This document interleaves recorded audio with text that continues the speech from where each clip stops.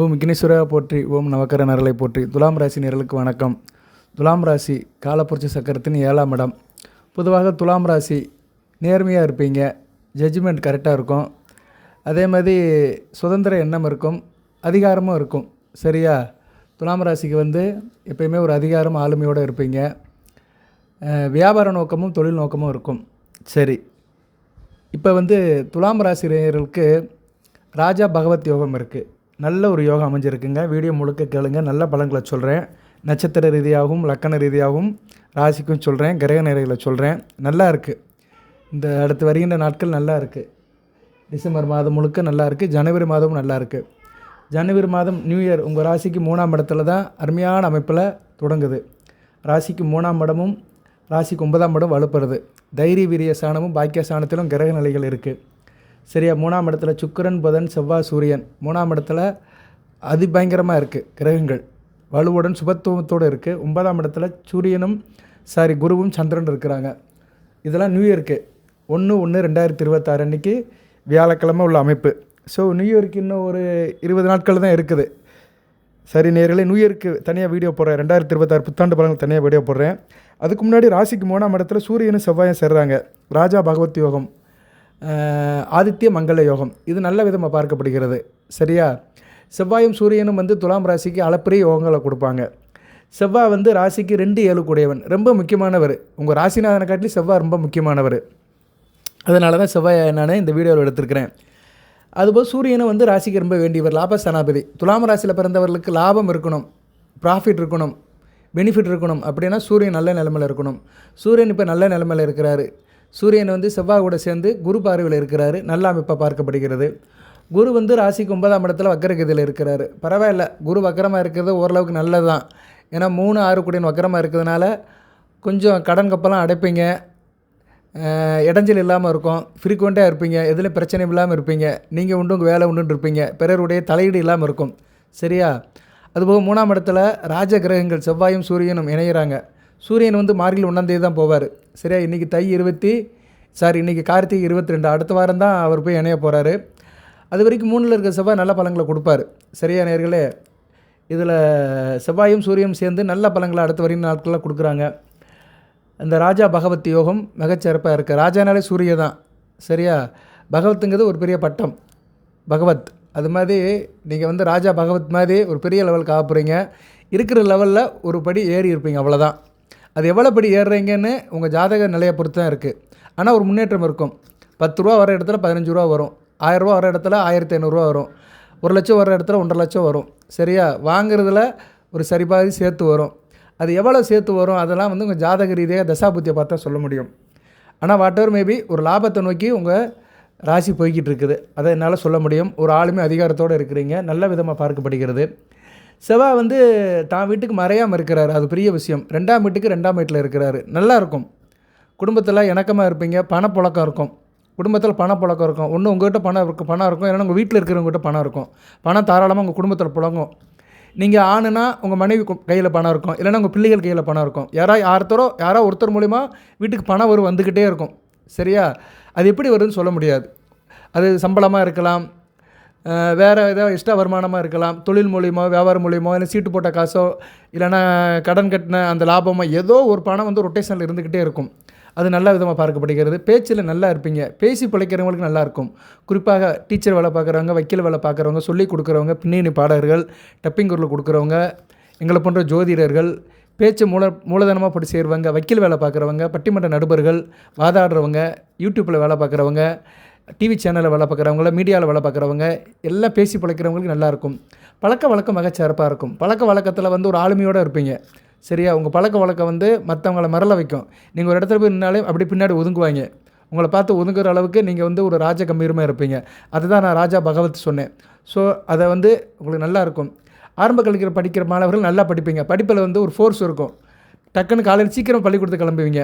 அதுபோல் படிக்கிற மாணவர்கள் ஸ்போர்ட்ஸில் நல்லா இருப்பீங்க. விளையாட்டில் இருந்தீங்கன்னா விளையாட்டில் நல்ல ஒரு இம்ப்ரூவ்மெண்ட் இருக்கும், அதில் நல்லா சக்ஸஸ் ஆவீங்க. ஸோ மாணவ செல்வங்களுக்கு இந்த காலகட்டம் மிகச்சிறப்பாக பார்க்கப்படுகிறது. குறிப்பாக +2 படிக்கிற வரைக்கும் மாணவர்களுக்கு துலாம் ராசியில் இந்த காலகட்டம் மிக நல்லாயிருக்கும். அடுத்து செவ்வாய் தான் வீட்டுக்கு 9ஆம் வீட்டில் இருக்கிறாரு. அதாவது உங்கள் ராசிக்கு 7க்கு 9ல் இருக்கிறாரு. அருமையான அமைப்பு. கணவன் மனைவி எனக்கும் நல்லாயிருக்கும். பேரும் புகழோடு வருவீங்க. சரியா? திருமண அமைப்பு கை கொடுக்கும். திருமணம் ஆனாலும் நல்ல இடத்துல திருமணமாகும். இணக்கம் நல்லாயிருக்கும். 2 பேரும் சந்தோஷமாக இருப்பீங்க. நல்ல விதமாக பார்க்கப்படுகிறது. செவ்வாயும் சூரியனும் 3ஆம் இடத்துல இருக்கனால 2 பேருமே ஒரு உத்வேகத்தோடு இருப்பீங்க. சரியா? நானா நீயா அப்படின்னு போட்டி போட்டு தான் இருப்பீங்க. ஆனால் குரு பார்வை இருக்கிறதுனால எல்லாமே கட்டுக்குள்ளே இருக்கும். சரியா நேயர்களே? நல்லா இருக்கும். 2, 7, 11 அது எப்படின்னா குடும்பத்தில் 2 பேரும் சேர்ந்து லாபத்தை உருவாக்குவீங்க. இவ்வளோதாங்க வீடியோவில் முக்கியமான விஷயம் இவ்வளோதான். கணவன் மனைவி 2 பேரும் சேர்ந்து நீங்கள் 2 பேரும் சேர்ந்து கூட்டாக வேலை பார்த்தாலும் சரி, சரியா? இல்லைன்னா நீங்கள் 2 பேரும் மற்றவங்களுக்கு கூட்டாக போட்டு வேலை செஞ்சாலும் சரி. சில இடத்துல கணவன் மனைவி 2 பேரும் கூட்டாகவே வேலை பார்ப்பாங்க. மனைவி பேரில் பிஸ்னஸ் பண்ணுவாங்க, இல்லைன்னா கணவன் பேரில் பிஸ்னஸ் பண்ணுவாங்க, இல்லைன்னா 2 பேரும் சேர்ந்து மற்ற நண்பர்களை போட்டு பிஸ்னஸ் பண்ணுவாங்க. அது வியாபாரமாக இருக்கலாம், தொழிலாகவும் இருக்கலாம். அவங்களுக்கெல்லாம் நல்ல லாபம் வரும். அவ்வளோதான். 2, 7, 11 2ஆம் இடம் வந்து வருமானம், பணம். 7ஆம் இடங்கிறது இணக்கம், இன்டகிரேஷன், ஒருங்கிணைஞ்சு போகிறது, ஒத்துழைக்கிறது, சரியா? கூட்டணி சேர்றது. 11ஆம் இடம் லாபம், பெனிஃபிட், ப்ராஃபிட் அருமையாக இருக்கும். அந்த ப்ராஃபிட் வந்து ரொம்ப நல்லாயிருக்கும். ப்ராஃபிட்னா தான் லாபம், பெனிஃபிட்னா பயன்கள்னு அர்த்தம். அதை ப்ராஃபிட்னு சொல்கிறது தான் நல்லது. ப்ராஃபிட்ன்ற வார்த்தை சரியான வார்த்தை. ப்ராஃபிட் வந்து நல்லா இருக்கும், மிகச்சிறப்பாக இருக்கும், நல்ல விதமாக பார்க்கப்படுகிறது நேயர்களே. நல்லாவே இருக்குது. பொறுமையாக பாருங்கள், லைக் பண்ணுங்கள் எல்லோரும். இதுக்கு முன்னாடி நான் ஒரு வீடியோ போட்டிருக்கேன்னு தெரியல. மோதிரத்தை பற்றி துலாம் ராசிக்கு வீடியோ போட்டேன்னா தெரியல. அடுத்த 2 நாட்களில் போடுறேன். ஏன்னா மோதிரத்தை பற்றி துலாம் ராசிக்கு வீடியோ போட்டிருக்கிறேன். வெள்ளி மோதிரத்தை பற்றி போட்டிருக்கிறேன். அதை நிறைய நேரம் பார்த்துருக்குறீங்க. அதில் எதுவும் சந்தேகம் இருந்தால் கேளுங்க. வெள்ளி மோதிரம் இந்நேரம் போடுறது நல்ல விதமாக பார்க்கப்படுகிறது. உங்கள் ராசிநாதன் உங்கள் ராசிக்கு 2ஆம் இடத்துல இருக்கிறார். சரியா? 2ஆம் இடத்துல குடும்பஸ்தானத்தில் இருக்கிறாரு. நல்ல விதமாக பார்க்கப்படுகிறது. வெள்ளி மோதிரத்தை இந்த காலத்தில் போடலாம். அதை பற்றி நான் அந்த வீடியோவில் சொல்லியிருக்கிறேன். அடுத்து குரு பார்வைக்கு வராரு. ஸோ வெள்ளி மோதிரம் போட்டிங்கன்னா நட்சத்திர ரீதியாக ராசிக்கு நல்ல பலன்களை சொல்லியிருக்கிறேன். அந்த வீடியோ லிங்க் வேணால் இதில் கொடுக்குறேன். அந்த வீடியோவும் பாருங்கள். ஸோ வெள்ளி மோதிரம் போடுறதுக்கு உகந்த காலமாக இருக்குது. வெள்ளி மோதிரம் போட்டதுனால உங்களுக்கு என்ன பலன்கள் வரும் அதையும் நான் சொல்லியிருக்கிறேன். ஏன்னா உங்கள் ராசிநாதனோட அம்சம் அப்படியே கிடைக்கும். சுக்கிரன் சந்திரன் 2 பேருடைய அமைப்பு அப்படியே உங்களுக்கு கிடைக்கும். 2 கிரகத்துடைய காரகத்துவம் ஆதிபத்திய விசேஷங்கள் அப்படி பரிபூர்ணமாக கிடைக்கும். நாளொரு மேனி பொழுது வண்ணமாக வளர்ந்துக்கிட்டே இருக்கும். Right sir. துலாம் ராசிக்கு வீடியோ போட்டிருக்கிறேன். இந்த வீடியோ போட்டிருக்கிறேன். வெள்ளி மோதிரத்தை பற்றி கடந்த வீடியோ போட்டிருக்கிறேன். அதையும் பாருங்கள். அந்த லிங்கையும் கொடுக்குறேன். அதில் நிறைய தகவல் சொல்லியிருக்கிறேன். சரியா நேர்களே? ஸோ அது சந்தேகம் எது இருந்துச்சுன்னா கமெண்ட் பாக்ஸில் கேளுங்க. ஃபோன் பண்ணிலாம் கேட்காதீங்க. நான் எல்லா நேரம் நான் ஃபோன் எடுக்க மாட்டேன். ஏன்னா நான் வந்து வெளி ஜாதகம் பார்ப்பேன்.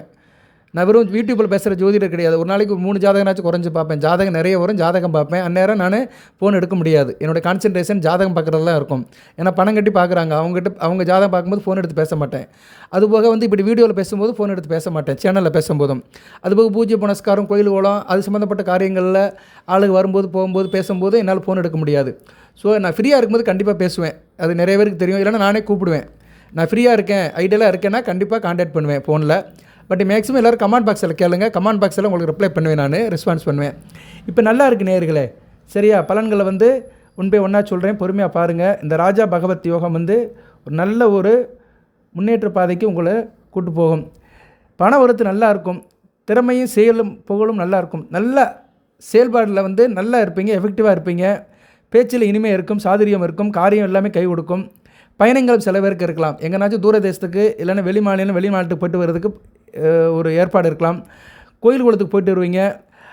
அதே நேரத்தில் வந்து வண்டி வாகனத்தில் போகும்போது கொஞ்சம் கவனமாக இருங்க. சரியா? அது மாதிரி நெருப்பு ஆயுதம் கையாளும் போதும் கொஞ்சம் கவனமாக இருங்க. மற்றபடி வேறு ஒன்றும் கிடையாது. நல்ல விதமாக பார்க்கப்படுகிறது. சரியா நேர்களே? தொழில் வியாபாரத்தில் இருப்பவங்களுக்கு கூடுதலாக லாபம் இருக்கும். நல்ல வேலை பார்ப்பீங்க. எந்த அளவுக்கு எஃபெக்ட் போடுறீங்களோ அந்த அளவுக்கு லாபம் இருக்கும். ஆர்டர்கள் நல்லபடியாக வரும். உத்தியோகத்தில் உங்களுக்கு ஆர்டர்கள் நல்லபடியாக வரும். பண வரவு கொடுக்கல் வாங்கலில் நல்லா இருப்பீங்க.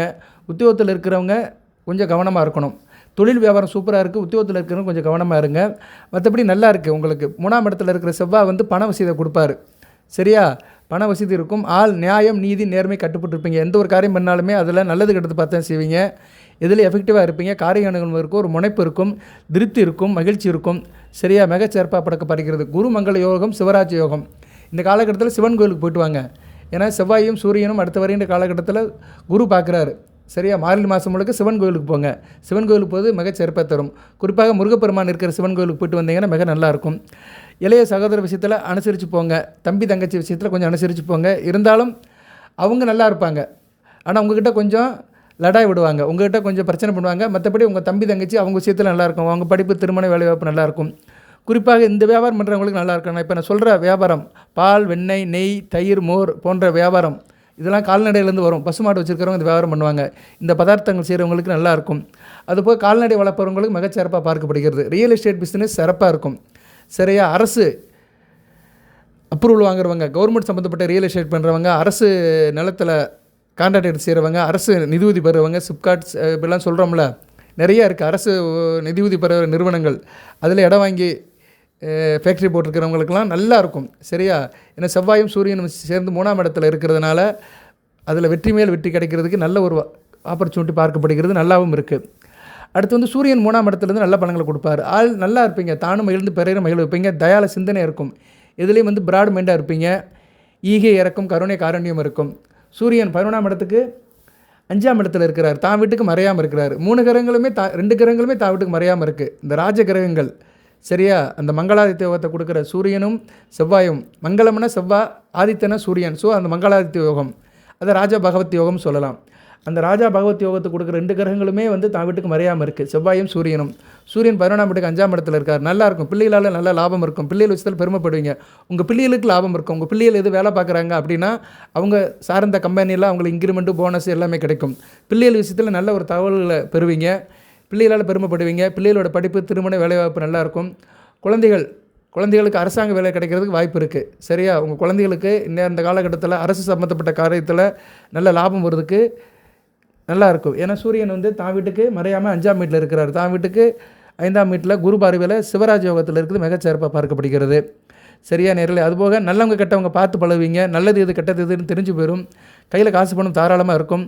அதிகாரிகளுக்கு பயந்து நடப்பீங்க. நீங்கள் தனியாரில் வேலை பார்த்தாலும் சரி, அரசு வேலை பார்த்தாலும் சரி, அதிகாரிகளுக்கு, உங்களுக்கு மேலே அதிகாரிகளுக்கு பேச்சை கட்டு நடப்பீங்க, நல்ல விதமாக பார்க்கப்படுகிறது. போட்டி பந்தயங்களில் முழு வெற்றி இருக்கும். சரியா, போட்டி பந்தயங்களில் முழு வெற்றி இருக்கும். எப்படியும் அரசாங்க தொழில் இருக்கும், அரசாங்க தொடர்பு இருக்கும், அரசாங்கம் மூலிமா ஃபண்டு வாங்குறவங்களுக்கு மிகச்சிறப்பாக பார்க்கப்படுகிறது. எதிர்பார்த்த காரியம் நினைத்தபடியே நடக்கும். சுய சம்பாத்தியம் இருக்கும். செல்ஃபாக சம்பாத்தியம் பண்ணுறவங்க, சுய தொழில் பண்ணுறவங்களுக்கு மிகச்சிறப்பாக இருக்கும். குறிப்பாக மகளிர் சுய உதவி குழு வச்சுருக்கவங்க நல்லாயிருக்கும். ஏன்னா 2ஆம் இடத்துல சுக்கிரனும் புதனும் இருக்கிறாங்க, 8ஆம் இடத்தை பார்க்குறாங்க, நல்லாயிருக்கும். சரியா, மிகச்சிறப்பாக இருக்கும். எதிர்பார்த்த அளவில் பணம் வரும். 2ல் சுக்கிரனும் புதனும் இருக்கிறது மிகச்சிறப்பு. ஸ்ரீபதி யோகம் சொல்லுவோம், இல்லைன்னா லட்சுமி நாராயண யோகம். ஸோ ராசிக்கு 2, 3ஆம் இடமும் 8, 9ஆம் இடம் வலுத்து இருக்கிறதுனால உங்களுக்கு வந்து ஒரு 4 வகையான நல்ல யோகங்கள் இருக்குது. சரியா நேர்களே. ஸோ நல்லா இருக்கும். அரசாங்கம் சம்மந்தப்பட்ட கமிஷன் கான்ட்ராக்ட்லாம் உங்களுக்கு மிகச்சிறப்பாக பார்க்கப்படுகிறது.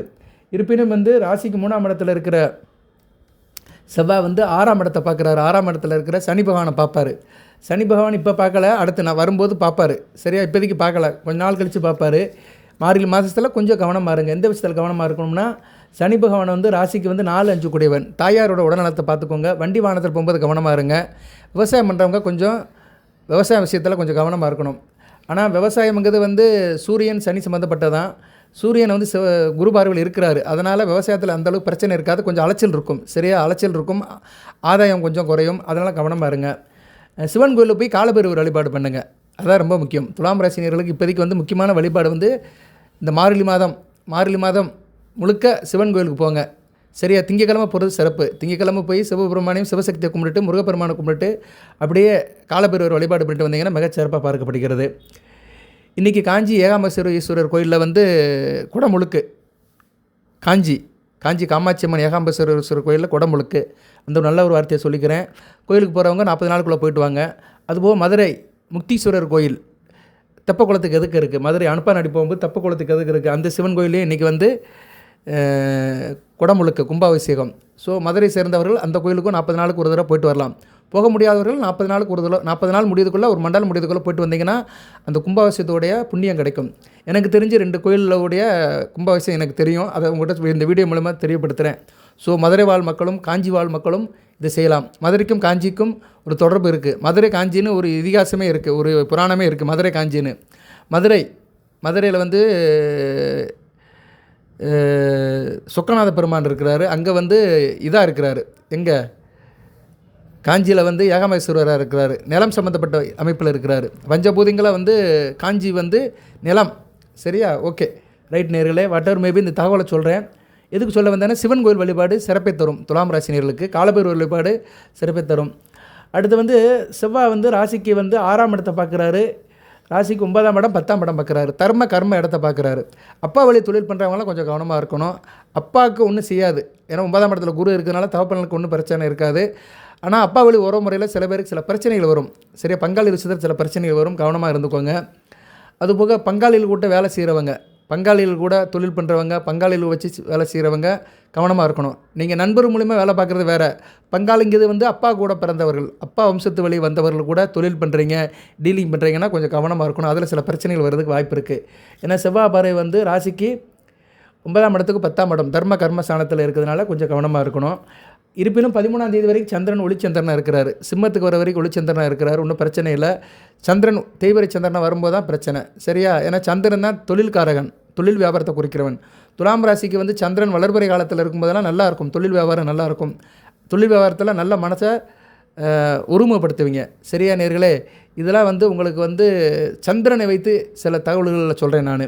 அதுபோல் நட்சத்திரங்கள் எப்படி சார் இருக்குது அப்படி பார்த்தோம்னா, நட்சத்திரங்கள் சித்திரை, சுவாதி, விசாகம். சித்திரை நட்சத்திரத்துக்கு சிறப்பாக இருக்குது. செவ்வாய் குரு பார்வையில் தான் இருக்கிறாரு, குரு அந்த இடத்த பார்க்குறாரு. இருப்பினும் சனி பகவானும் பார்க்குறாரு. ஒரே நேரத்தில் ஒரு பாவகரமும் பார்க்க, ஒரு சுபகரமும் பார்க்க. ஸோ 50% நல்லாயிருக்கும், 100க்கு 50% சித்திரை நட்சத்திரத்துக்கு நல்லாயிருக்கும்.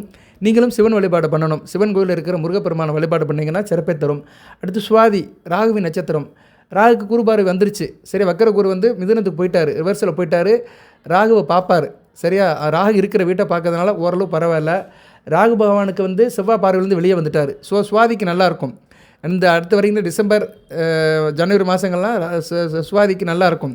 அதுபோக ராகுக்கு கோணமாக சுக்கிரனும் புதனும் இருக்கிறாங்க, நல்ல அமைப்பு தான். சரியா, ராகுக்கு கோணம்னு சொல்ல முடியாது, 7, 8, 9, 10 கேந்திரத்தில் இருக்கிறாங்க. சரியா, கேந்திரத்தில் சுக்கிர புதன் இருக்கிறதுனால சுவாதிக்கு நல்லாயிருக்கும், நல்லா இருப்பீங்க. கலை சம்மந்தப்பட்ட துறையில் இருக்கிறவங்க நல்லா இருப்பீங்க. சுவாதி நட்சத்திரத்தில் கலை, இயல், இசை, நாடகம், ஆடல், பாடல், திரைப்படம், சின்னத்திரை இவங்களுக்கெல்லாம் நல்ல விதமாக பார்க்கப்படுகிறது. அடுத்து விசாகம். விசாகம் குருவின் நட்சத்திரம். குரு நல்ல நிலைமையில் தான் இருக்கிறாரு. சரியா, வக்கரமானாலும் 9ஆம் இடத்துல மிதுனத்தில் இருக்கிறாரு.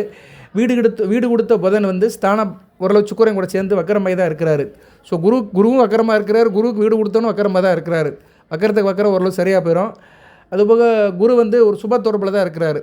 சரியா, குருமங்கல யோகத்தில் தான் இருக்கிறாரு. செவ்வாய் அவர் வீட்டிலே உட்காந்துருக்கிறாரு, குரு வீட்டிலே தனுசுலேயே உட்காந்து பார்க்கறதுனால விசாக நட்சத்திரத்துக்கு நல்லாயிருக்கும். ஆனால் விசாக நட்சத்திரத்துக்காரங்களும் சிவன் கோயிலுக்கு போகணும், காலபைரவர் வழிபாடை கண்டிப்பாக செய்யணும். சரியா, அப்படி பார்க்கும்போது 3 நட்சத்திரத்தில் சுவாதிக்கு தான் நம்பர் 1, 2வது விசாகம், 3வது சித்திரை. இதன் அடிப்படையில் தான் பலன்கள் போகும். சரியா நேர்களே. சரி சார், நட்சத்திரத்துக்கு சொல்லிட்டீங்க, லக்கணத்துக்கு எப்படி சார் இருக்குது அப்படி சொன்னோம்னா, லக்கணம் பார்த்தோம்னா மேச லக்கணம். மேச லக்கணத்துக்கு இப்போதைக்கு பார்த்தோம்னா இந்த 2 கிரகங்களை வச்சு பார்த்தோம்னா உங்களுக்கு மேச லக்கணத்துக்கு மேசம், விருச்சிகம், கடகம், சிம்மம் இந்த லக்கணங்களுக்கு 4 லக்கணங்களுக்கு நல்ல பலன்கள் இருக்கும். சரியா, மேச லக்கணத்துக்கு புகழ், பெருமை, அந்தஸ்து இருக்கும், இறை தொடர்பு நல்லாயிருக்கும், கோயில் குளத்துக்கு போயிட்டு வருவீங்க, அப்பா வழி சொத்துக்கள் கிடைக்கும், பூர்வ புண்ணிய சொத்துக்கள் கிடைக்கும், குடும்பத்தில் பாகப்பிரிவினை நடந்துச்சுன்னா நல்லபடியாக இருக்கும், சொத்து கிடைக்கும், பிறர் சொத்துக்கள், உயிர் சொத்து இதெல்லாம் எழுதி வைப்பாங்க, நல்ல விதமாக பார்க்கப்படுகிறது. விருச்சிக லக்கணத்தில் பிறந்தவங்களுக்கு குடும்பம் நல்லாயிருக்கும். சரியா, பேச்சுவார்த்தை நல்லாயிருக்கும், பேச்சில் இனிமை இருக்கும், குடும்பம் நல்லாயிருக்கும், குடும்பத்தில் பணப்பழக்கம் தாராளமாக இருக்கும். அதே மாதிரி உங்களுக்கு காரியமும் நல்லாயிருக்கும், தொழில் வியாபாரம் நல்லபடியாக இருக்கும். கடக லக்கணத்தில் பிறந்தவங்களுக்கு உத்தியோகம் நல்லாயிருக்கும், உத்தியோகத்தில் புலியாக இருப்பீங்க, அரசு உத்தியோகத்தில் இருக்கிறவங்க நல்லாயிருக்கும், அரசாங்க சம்மந்தப்பட்ட உத்தியோகம் நல்லாயிருக்கும். தனியார் உத்தியோகத்துக்கு போகிறவங்களும் கொஞ்சம் சிறப்பாக வேலை செய்வீங்க. சரியாக முனைப்பாக இருப்பீங்க, எதிரிகளால் எந்த பிரச்சனையும் இருக்காது, நல்ல விதமாக பார்க்கப்படுகிறது. சிம்மலக்கம் பிள்ளைகளால் நல்ல ஒரு ஏற்றம் இருக்கும். சரியா, அதிர்ஷ்டம் கை கொடுக்கும், எந்த ஒரு காரியத்தையுமே நல்ல சிறப்பாக செய்வீங்க, புத்திசாலித்தனமாக இருப்பீங்க, கிரியேட்டிவ் மைண்ட் இருக்கும், படைப்பாளிகளுக்கு நல்லாயிருக்கும். சிம்ம லக்கணத்தில் பிறந்தவர்கள், துலாம் ராசியில் சிம்ம லக்கணத்தில் பிறந்தவர்கள் படைப்பாளி, அதாவது படைப்பாளியில் என்ன கிரியேட்டிவ் மைண்டு ஒன்று உருவாக்குறது. சரியா, நீங்கள் இன்ஜினியராக இருந்தாலும் சரி, ஆர்கிடெக்டாக இருந்தாலும் சரி, பிளான் போட்டாலும் சரி, கவிதை எழுதினாலும் சரி, நாவல் எழுதினாலும் சரி, ஒன்று யோசிக்கிறீங்க, ஒன்று படைக்கிறீங்க, ஒரு கற்பனையோடு ஒரு படத்தை வரைகிறீங்க, ஒரு இமேஜினேஷன் பண்ணுறீங்கன்னா அது ஒரு படைப்பாளி தான். சரியா, ஒரு படத்துக்கு டைரக்டராக இருக்கிறீங்க, அதுவும் ஒரு படைப்பாளி தான். ஸோ படைப்பாளர்களுக்கெல்லாம் நல்ல விதமாக பார்க்கப்படுகிறது.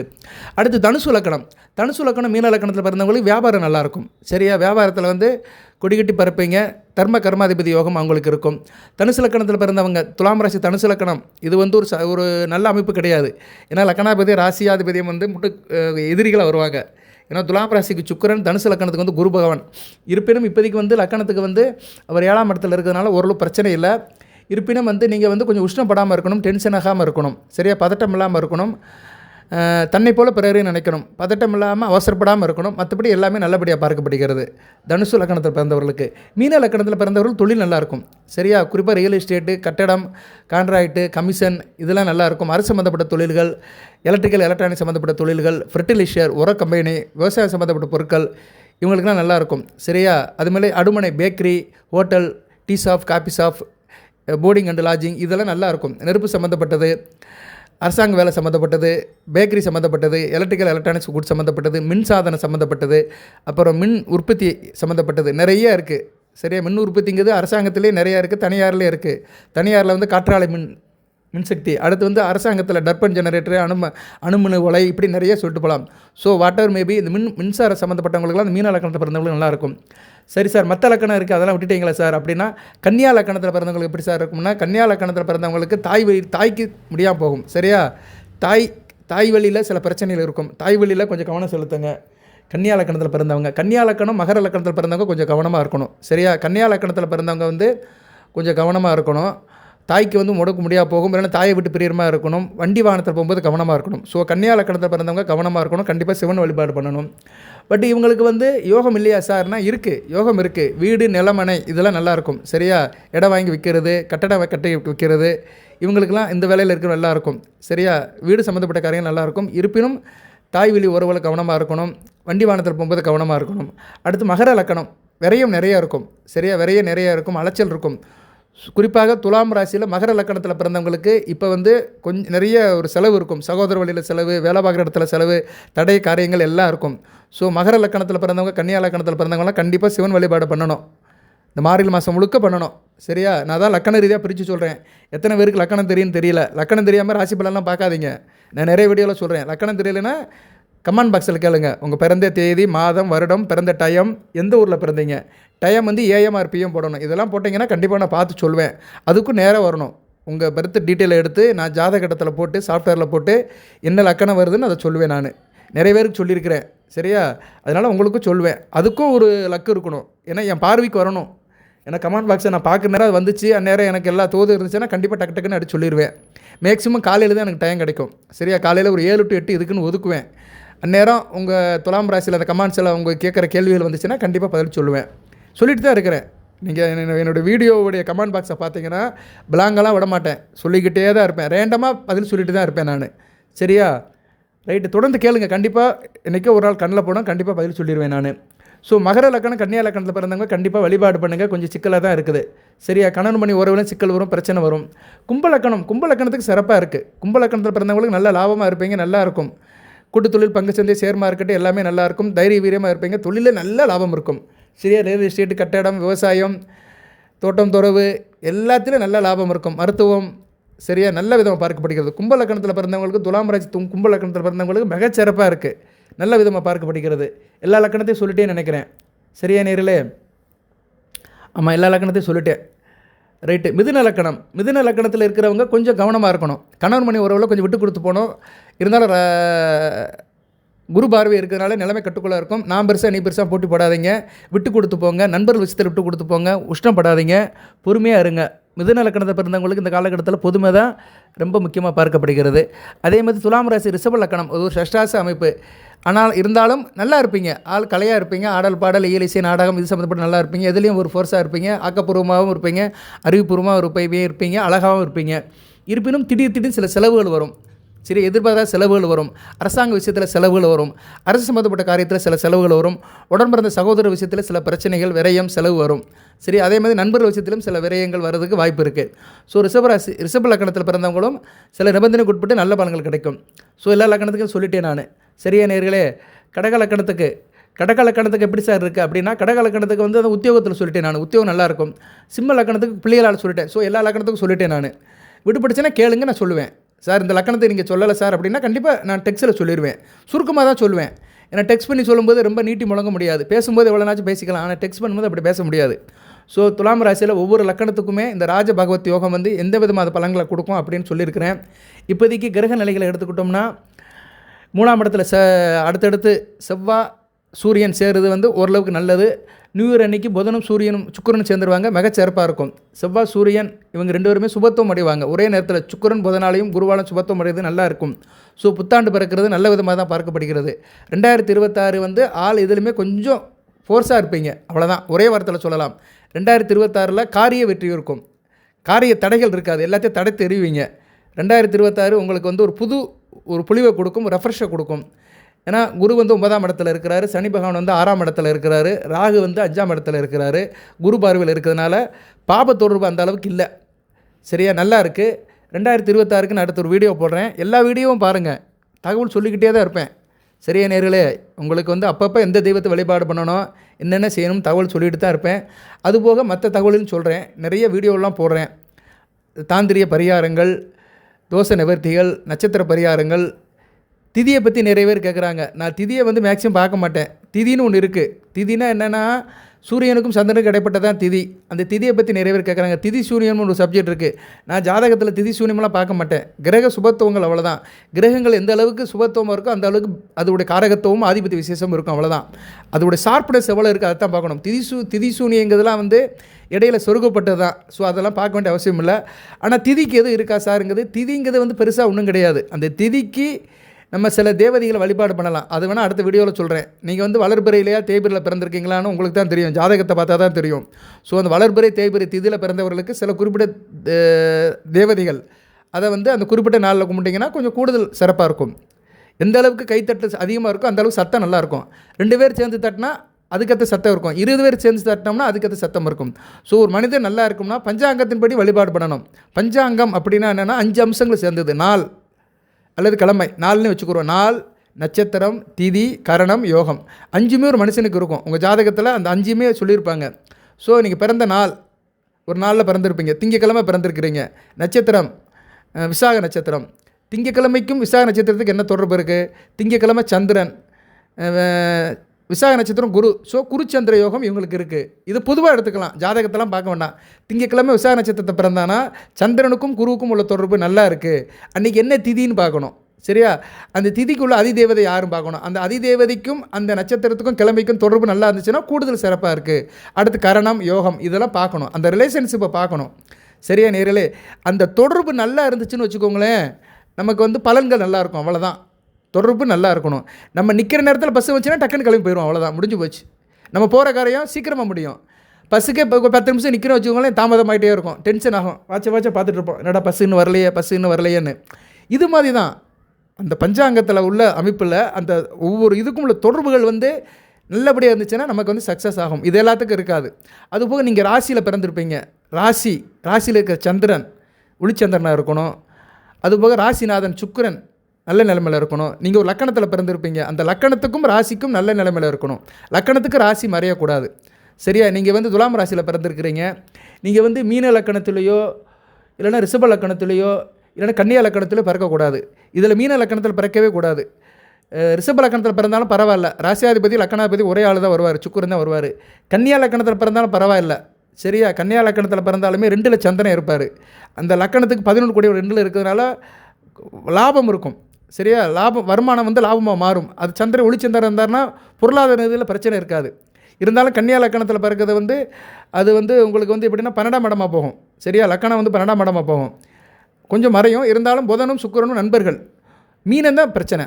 ஸோ துலாம் ராசி மீன லக்கணத்தில் பிறக்கிறது தான் ரொம்ப பிரச்சனையாக இருக்கும். அதுலேயும் அந்த துலாம் ராசிக்குள்ள சுக்கிரனும் மீன லக்கணத்துக்குள்ள குருவும் தங்களுக்குள்ளே மறைஞ்சு போகக்கூடாது. குருவும் சுக்கிரனும் 6, 8, 12 மறையக்கூடாது. குறிப்பாக 6, 8 இருக்கக்கூடாது. சரியா, இதெல்லாம் பார்த்து தான் பலன் சொல்ல முடியும். இதெல்லாம் பார்த்தா தான் ஒருத்தர் பரிபூர்ணமாக சொல்ல முடியும். இன்னும் நிறைய இருக்குது ஜோதிடத்தில், நிறைய சமன்பாடுகள், ஈக்குவேஷன்கள், காம்பினேஷன்கள், கலவைகள் நிறைய இருக்குது. எல்லாம் தமிழ்லையும் சொல்கிறேன், இங்கிலீஷ்லையும் சொல்கிறேன். ஈக்குவல்னால் சமன்பாடு, கலவைனா காம்பினேஷன், ரெண்டும் ஒன்று தான், மீனிங்லாம் ஒன்று தான். ரைட் நேயர்களே, இப்படியே சொல்லிட்டே போகலாம். அடுத்தடுத்து தொடர்ந்து பாருங்கள், நிறைய தகவல் தெரியும். உங்களுக்கு பலன்களையும் சொல்கிறேன், ஜோதிட குறிப்புகளும் சொல்கிறேன். நிறைய பேருக்கு சில தகவல் தெரியும். சரியா, அதனால் உங்கள் நல்லா இருக்கணும், நீங்கள் நல்லா இருக்கணும்னா நீங்களே செக் பண்ணிக்கலாம். இப்போ விசாக நட்சத்திரத்தில் பிறந்திருக்கீங்க, குரு நட்சத்திரம், நட்சத்திரநாதன் குரு, ராசிநாதன் சுக்கிரன், மேச லக்கணத்தில் பிறந்திருக்கீங்க, செவ்வாய். நல்ல அமைப்பு தான். துலாம் ராசி மேச லக்கணத்தில் பிறக்கலாம், சமசத்துவமான அமைப்பு. சந்திரன் வந்து லக்கணத்தை பார்ப்பார், 4 கூடியவன் 7 இருந்து லக்கணத்தை பார்க்குறது அருமையான அமைப்பு. திருமணத்துக்கு முன்னாடி நல்ல குடும்பம் இருக்கும். இதுதான் ஜோதிடம். சரியா, அது வளர்ப்பிறை சந்திரன் இருந்தார்னா சூப்பர். இப்போ வந்து இப்படி என்ன சொல்ல வந்த இதன் மூலம் சொல்ல வந்த அந்த மேச லக்கணம் துலாம் ராசி விசாக நட்சத்திரம். நட்சத்திரநாதன் யார்? குரு. ராசிநாதன் சுக்கிரன், லக்கணாபதி செவ்வாய். குரு செவ்வாய் சுக்கிரன் இவங்க வந்து தங்களுக்குள்ள கேந்திர கோணத்தில் இருக்கணும். இவங்க தங்களுக்குள்ளே மறையக்கூடாது, கேந்திர கோணத்தில் இருக்கணும். உதாரணத்துக்கு சொல்கிறேனே, செவ்வாய் வந்து ஒரு இடத்துல இருக்கிறார் வச்சுக்கோங்களேன், விருச்சிகத்தில் இருந்தாருன்னா சுக்கிரன் வந்து எங்கே இருக்கணும்? கும்பத்தில் இருக்கணும். குரு எங்கே இருக்கணும்? குரு வந்து ரிஷபத்தில் இருக்கணும். அங்கேருந்து அப்படி இவர் செவ்வாயை பார்ப்பார். அருமையான அமைப்பு. செவ்வாயும் பார்ப்பார், சுக்கிரனையும் பார்ப்பார். இதுதாங்க அருமை. இதுதான் ஜோதிடம். சரியா? கேந்திரத்தில் இருப்பாங்க. குரு வந்து யாரை பார்ப்பார்? லக்கணாபதியும் பார்ப்பார், ராசிநாதனையும் பார்ப்பார். யார்? நட்சத்திராபதி. விசா நட்சத்திரத்துக்கு நட்சத்திராபதி குரு வந்து ரிஷபத்தில் இருந்தார்னா 2ஆம் இடத்துல இருக்கிற ராசிக்கு 2ஆம் இடத்துல இருக்க செவ்வாயும் பார்ப்பார், 5ஆம் இடத்துல இருக்கிற சுக்கிரனையும் பார்ப்பார். இந்த காம்பினேஷன் அமையணும். இவங்க நல்லா இருப்பாங்க வாழ்நாள் முழுக்க. சொல்ல வந்த விஷயம் அதான். இவங்க நல்லா இருப்பாங்க. நட்சத்திரநாதன், ராசிநாதன், லக்கணாபதி 3 பேருமே தங்களுக்குள்ள கேந்திரத்தில் இருக்கணும். அதுவும் குரு, இந்த விசா நட்சத்திரத்துக்கு குரு நட்சத்திராதிபதி, அவர் வந்து பார்ப்பார், கரெக்டாக பார்ப்பார். சரியா? 7ஆம் பரிவேலை விருச்சிகத்தை பார்ப்பார், 9ஆம் பரிவேலை கும்பத்தை பார்ப்பார், ரிஷபத்திலேருந்து பார்ப்பார். அருமையான அமைப்பு. வாழ்த்துக்கள் நேரில். இப்படி நிறைய சொல்லலாம். இது எத்தனை பேருக்கு இது புரியுதோன்னு தெரியல. புரிந்தவர்களுக்கு இது வந்து அமிர்தம், தேவாமிர்தம். சரியா? புரிந்தாதான், நம்பினாதான் நடராஜன். நம்பணும். சரியா? நம்புறதுக்கு புரியணும், புரியறதுக்கு கேட்கணும். நிறைய பேர் கேட்குறதே கிடையாது, முழு வீடியோ கேட்குறதே கிடையாது. அப்படியே அரைங்குறமே கேட்டுட்டு போகிறது. சரியா? சித்தம் போக்கு சிவம் போக்குன்னு போகிறது. இன்றைக்குமே வேத ஜோதிடத்தில் ராசி பலன் கேட்கும்போது ஒரு நல்ல மனநிலை கேளுங்க. நான் கொஞ்சம் இதாக தான் சொல்லுவேன், கொஞ்சம் உள்ளே போய் தான் சொல்லுவேன். நிறைய பேருக்கு கமர்ஷியலாக சொல்கிற மாட்டேங்கிறாருன்னு நினைக்கிறீங்க. நான் கமர்ஷியலாக சொல்ல மாட்டேன். சரியா? நான் வந்து ஒரு அரிச்சூடி அந்த வாய்ப்பாடின்படி தான் சொல்லுவேன். நம்ம வீடியோ கேட்டிங்கன்னா எல்லாமே வரும் உங்களுக்கு. ஆன்மீகம் இருக்கும், ஜோதிடம் இருக்கும், சில தகவல்களும் சொல்லுவேன். வாழ்த்துக்கள் நேரில். இந்த ராஜா பகவத் யோகம் நல்லா இருக்குது. 3 நட்சத்திரத்துக்குமே பலன்களை சொல்லியிருக்கிறேன், லக்கண பலன்களையும் சொல்லியிருக்கிறேன், சில புது அமைப்புகளையும் சொல்லியிருக்கிறேன், ராசிக்கும் பலன் சொல்லியிருக்கிறேன். அனைத்து வளங்கள் நலங்களை பெற்று தேக ஆரோக்கியத்துடன் தீர்க்காயலுடன் நீடூடி வாழ்க, நிறைந்த வளம் பெறுக. நன்றி நேயர்களே.